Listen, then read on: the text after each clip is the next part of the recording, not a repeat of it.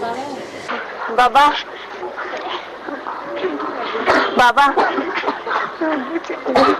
तो दधीची ऋषि की हड्डियों का तो वज्र बन जाता है ना, और मांस कामधेनु खा जाती है, तो फिर इसकी शूटिंग कैसी होती है बाबा?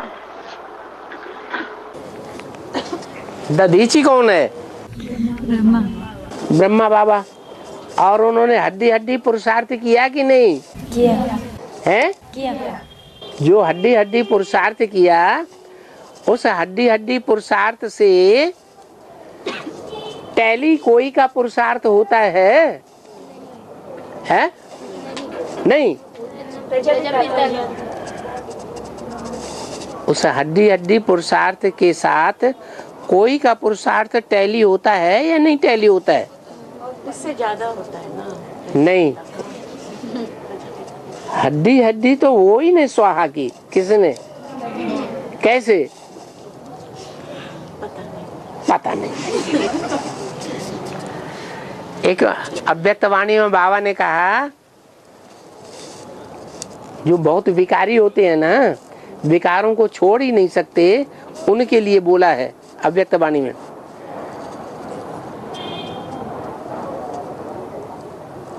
एक तो ये बच्चे समझते हैं कि हम सुख भोग रहे हैं। अरे तुम सुख नहीं भोग रहे हो, तुम अपनी हड्डियां गला रहे हो, हड्डियां चूस रहे हो, जैसे कुत्ता हड्डियां चूसता है। तो इसका मतलब क्या हुआ?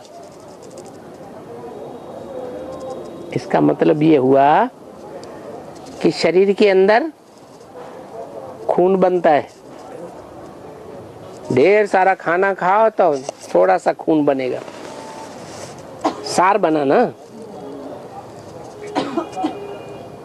उस खून से ही हड्डी, मांस, मज्जा और रजबीरी की शक्ति बनती है। जिस रजबीरी की शक्ति से लाल पैदा होता है। तो सबसे ज्यादा पावरफुल चीज कौन सी हुई है? हड्डियों से भी। जैसे नौजवान आदमी होता है तो हट्टा कट्टा मोटा ताजा होता है, हड्डियों में ताकत होती है ना। फिर जवानी को भोगते भोगते, जवानी के सुख भोगते भोगते उसकी हड्डियां क्षीण हो जाती हैं, पतली पड़ जाती हैं, या लंबी चौड़ी मोटी ताजी हट्टी कट्टी रहती हैं, वजन रहता है, क्षीण हो जाती है। तो हड्डी क्षीण होना माना जो रजवीरी की शक्ति है वो समाप्त होती जाती है। ये जो रजवीरी है वही वास्तव में हड्डी का दूसरा रूप है। वो हड्डी हड्डी स्वाहा ब्रह्मा बाबा ने की। कैसे?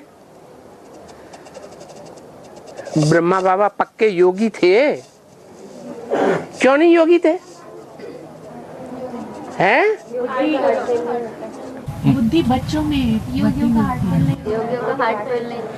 वो शिव बाबा को याद नहीं करते थे? हैं? साकार की पहचान नहीं थी। हाँ, निराकार को याद करते थे। उन्हें भगवान का जो प्रैक्टिकल रूप है, जो नरक को स्वर्ग बनाता है, जो पतितों को पावन बनाता है, उसका प्रैक्टिकल रूप का उनको पता ही नहीं था। जब प्रैक्टिकल स्वरूप को, सच्चे रूप को याद ही नहीं करेंगे तो फिर उनमें वो योग की ताकत कहां से आएगी? बस समझते थे मैं भगवान का साकार रूप हूं। कौन? ब्रह्मा बाबा। तो जो बच्चे बच्चियां आते थे उनको गोद में लेकर के खूब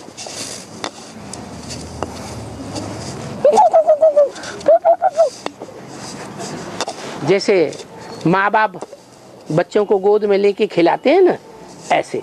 अच्छा ठीक है। बुड्ढों में विकार की ताकत होती है कि नहीं? बुड्ढों में विकार होते हैं या नहीं होते हैं? अरे जोर से बोला ना। होते हैं। बाबा ने क्या कहा है इस बारे में मुरली में? है बुड्ढों के बारे में कुछ बोला है? अरे कुछ बोला कि नहीं? 70 साल के बुढ़े भी बच्चे पैदा करते रहते हैं, ये बोला कि नहीं? इसका मतलब क्या हुआ कि जो 70 साल के बुढ़े होते हैं उनका भी वीर्य स्खलन होता है, वीर्य से ही बच्चे पैदा होते हैं। और देवभान में आकर के कोई पुरुष जिन्हें दुर्योधन दुशासन कहा है, कोई ऐसा पुरुष है जिसको बाबा ने छोड़ दिया हो दुर्योधन दुशासन कहने से? है? दुनिया के सब पुरुष दुर्योधन दुशासन है। तो उनमें ब्रह्मा और शंकर की आत्मा आती है कि नहीं आती है? है या प्रजापिता कहो? शंकर तो नहीं कहेंगे, शंकर तो संपूर्ण अवस्था का नाम है। क्या कहो? प्रजापिता। उनको देवभान आता है कि नहीं? है? आता है। वैसे भी मुरली में बोला विष्णु को और शंकर को देवभान आता है या नहीं? आता है। तो जब देवभान आएगा तो शक्ति क्षीण होगी या नहीं होगी? होगी। है? होगी।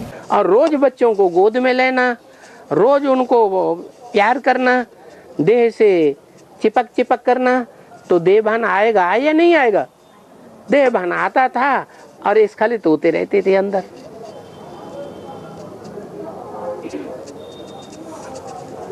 वो समझते थे कि हम दुनिया के सबसे बड़े ब्रह्मचारी हैं।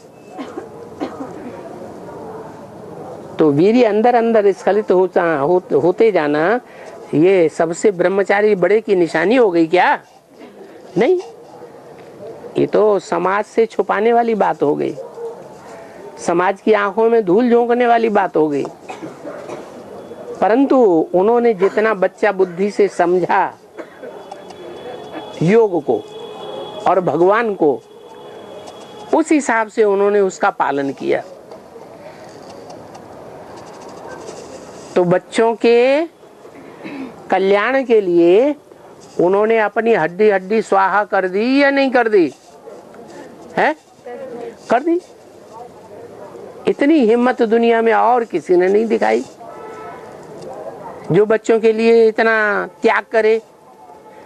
अंदर से तो समझते थे कि शक्ति क्षीण हो रही है, रोक तो नहीं पाए, परंतु हड्डी हड्डी तो जरूर स्वाहा की। उस हड्डी हड्डी में भी हड्डी किसके काम आई? है? वज्र बन गया।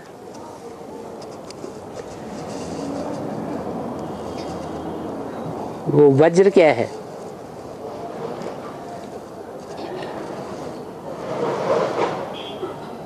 और वो मांस क्या है जो कामधेनु खा गई?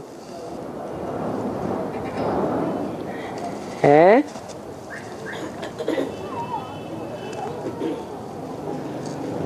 कामधेनु का क्या विशेषता है? सब मनोकामनाओं को पूर्ण करती थी। तो मांस में भी खासियत होगी या नहीं होगी? जब हड्डियों में ताकत है इतनी कि वज्र बन जाए, तो मांस में भी ताकत हुई। क्या ताकत हुई? मुसलमान कौन से जानवर का मांस खाना बहुत पसंद करते हैं? गाय का मांस खाना बहुत पसंद करते हैं। वैसे वहां बकरी बहुत होती है मुसलमानों के देश में, लेकिन बकरी का मांस उतना पसंद नहीं करते जितना गाय का मांस पसंद करते हैं। क्या मतलब हुआ?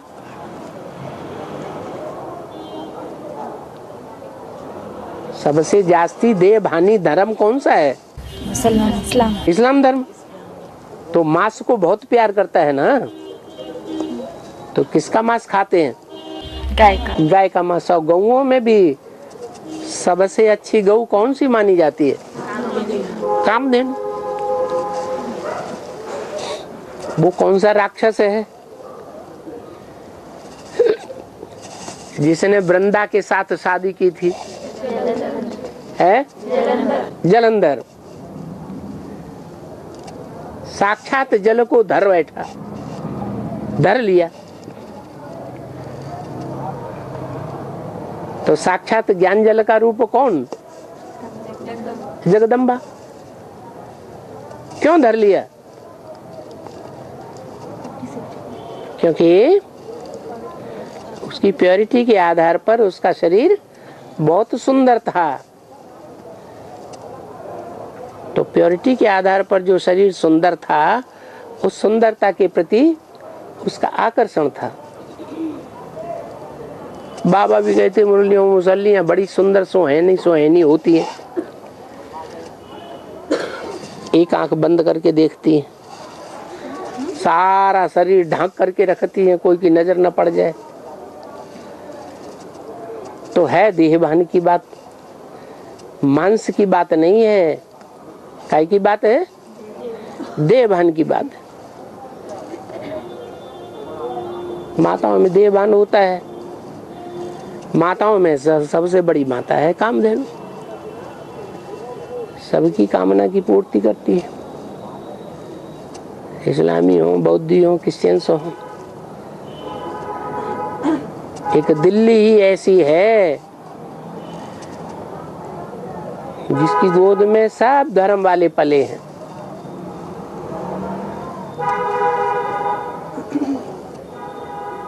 सब धर्म वालों ने उसके मांस को निचोड़ के दूध के रूप में पिया है। बच्चा क्या करता है? माता का दूध पीता है। दूध कैसे बनता है? हैं? जितनी मोटी ताजी हट्टी कट्टी गई गऊ होगी तो उतना दूध देगी।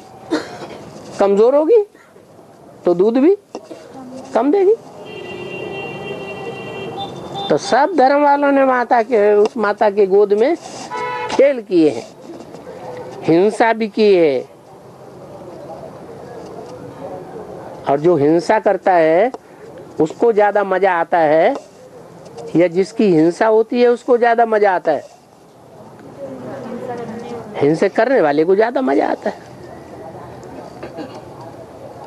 तो सब इच्छाओं की पूर्ति, सबकी पूर्ति, सारी दुनिया की इच्छाओं की पूर्ति जगदम्बा से होती है।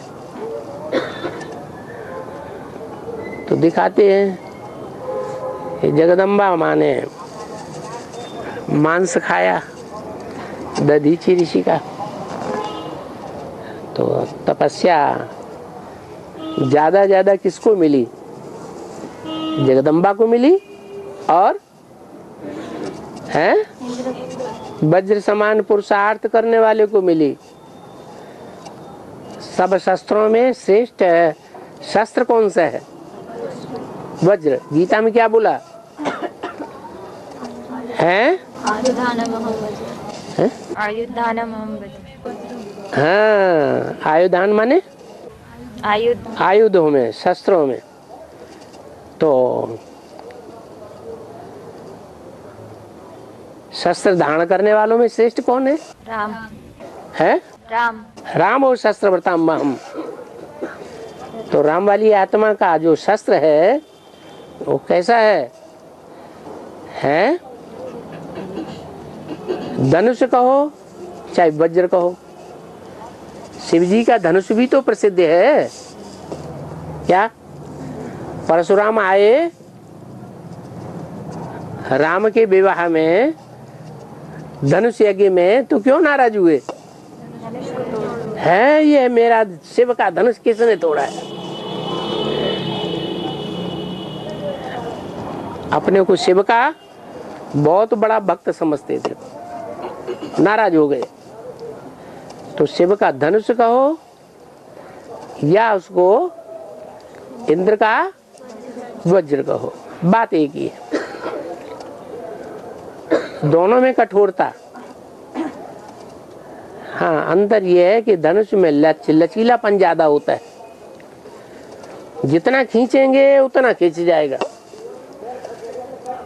उतनी तीव्र गति से बाण छोड़ेगा।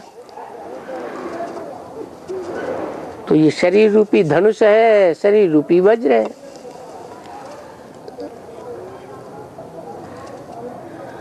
और